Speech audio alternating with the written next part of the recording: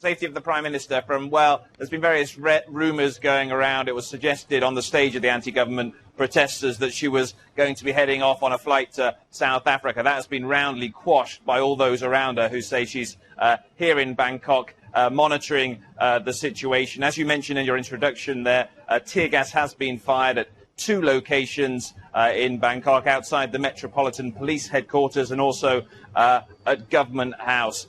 People were expecting this. Today was the day which the anti-government demonstrators had identified as being the day that they were going to triumph in their aim to overthrow the government of Yingluck Shinawatra. So certainly the government had come out in force in terms of riot police. The army has also been deployed, but in keeping with the policy of the government at the moment, the army are not armed.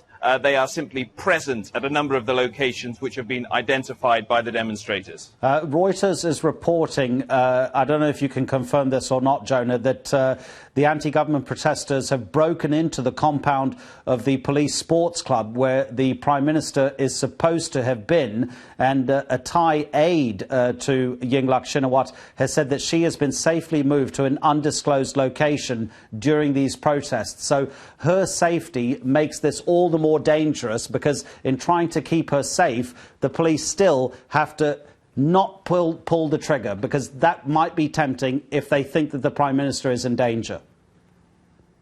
I can't confirm that particular story, but I think it's worth pointing out that what has been repeatedly happening here in Bangkok, particularly in relation to the police here, is that there's almost been an agreement that you may enter here as long as you don't damage our properties. So it's eminently possible that they could have struck some sort of agreement to allow the police into to allow the anti-government demonstrators into that compound, on condition that they did not attempt to do any damage or anything malicious while they are there. So that will obviously be very interesting to see how that develops.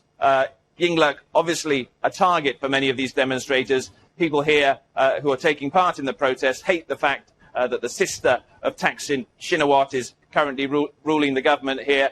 They regard Thaksin's tentacles as still being very much in the government here, and that is what is driving many of the people who are out on the streets of Bangkok today to turn out to effectively try and overthrow her government.